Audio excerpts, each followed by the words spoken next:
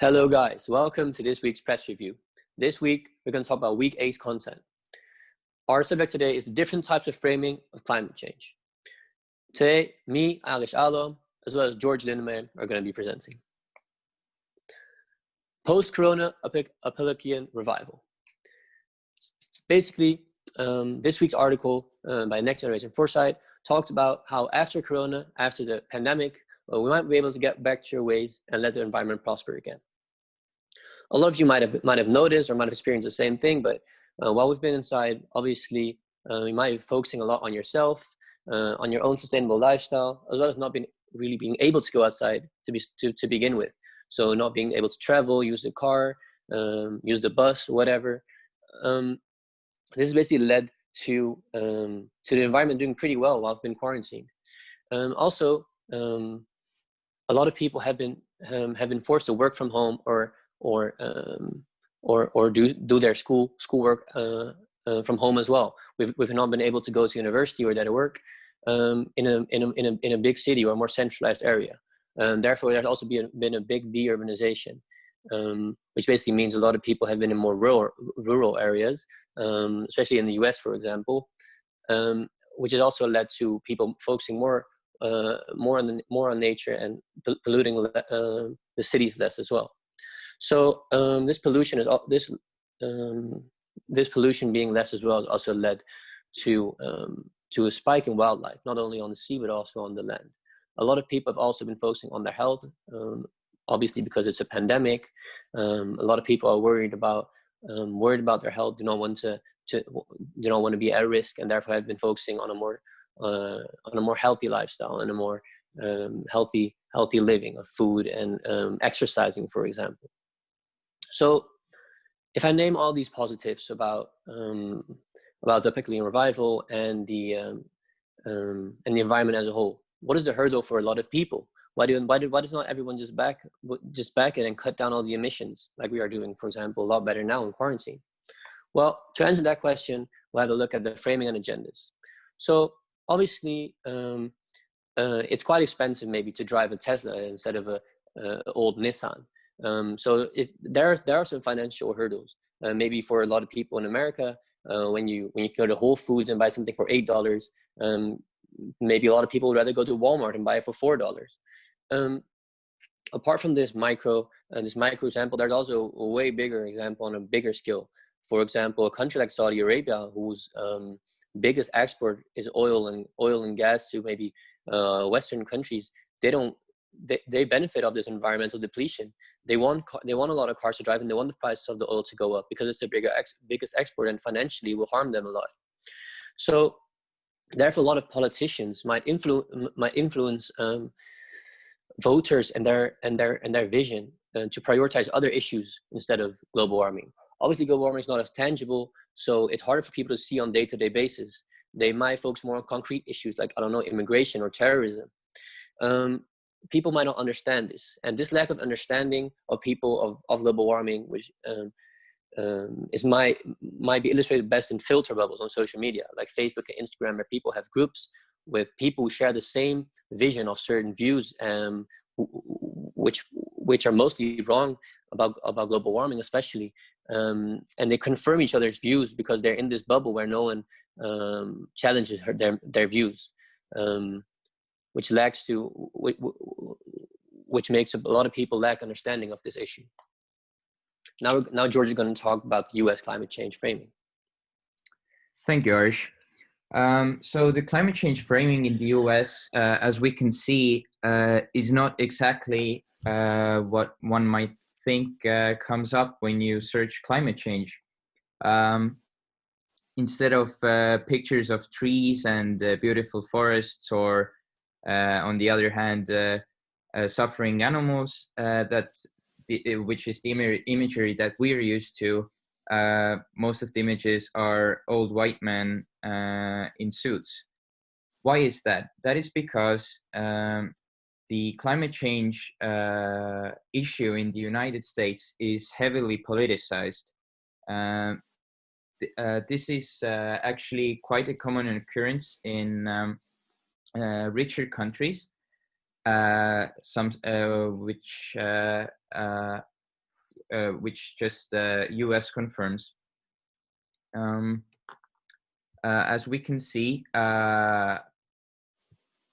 both of the articles that we found on Fox News and CNN, and in fact, most of the articles we found are about Biden and Trump's current election campaigns, and basically just bashing each other. And this also shows the very deep political divide in the nation, which is caused by many of the issues Arish mentioned before. But it should be mentioned that both of the outlets we have used in the example of the United States also have exclusive climate change categories. That means that it is possible for you to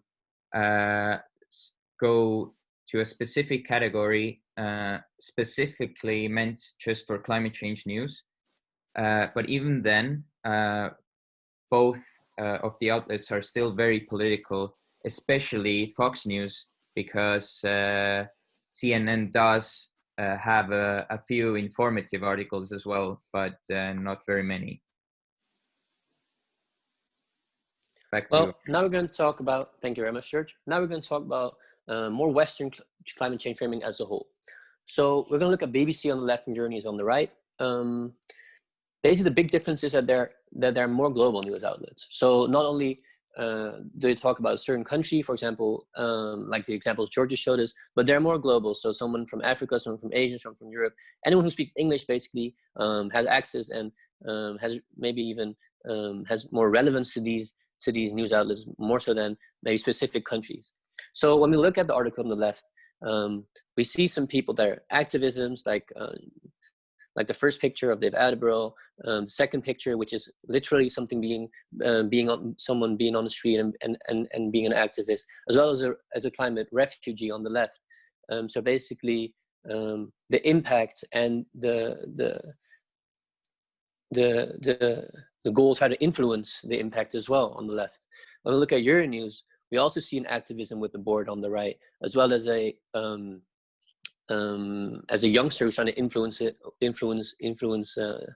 environment and its issues as well. So instead of seeing a lot about politics, it's more about the effects and how to change these effects on a global scale.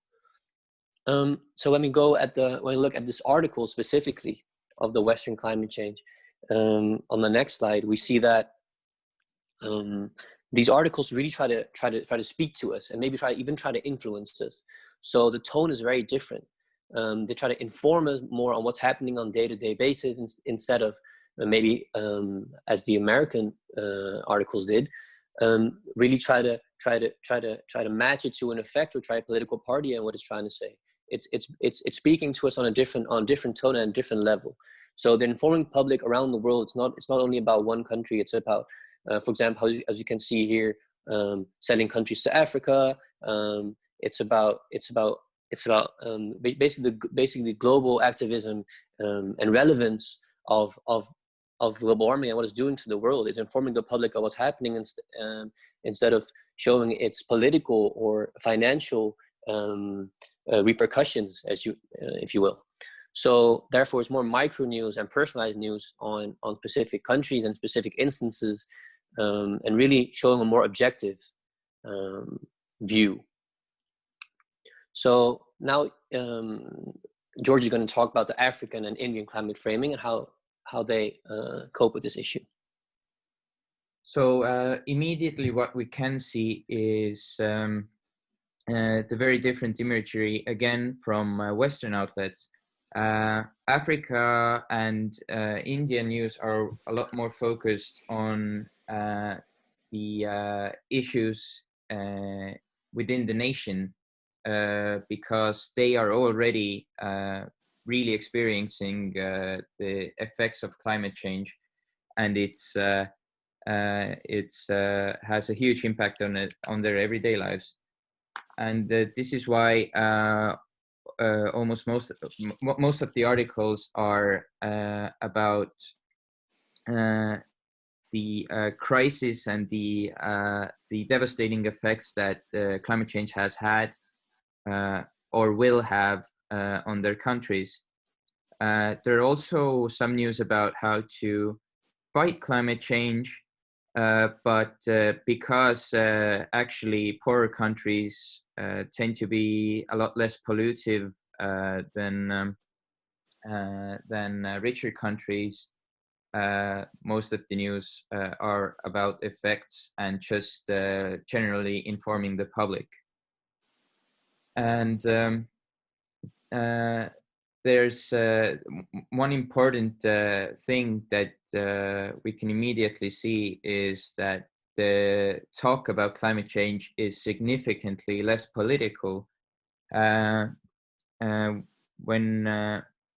When I was searching for these articles, I think there were only maybe one or two articles that mentioned anything about climate change and politics, at least in the on the national level. There was the richer countries like the United States were mentioned a bit more, but still significantly less. And of course, there wasn't much bias between the candidates. So basically, in conclusion, what we can analyze from this is, from the top down, if you look at U.S. communication, it's mostly politics based. A lot of the decisions around the environment always link back to a party or to a governor, to a politician, and how it influences the entire country financially as well, which makes it very agenda centered. A lot of people always make it fit into the agenda of their party or how it benefits them.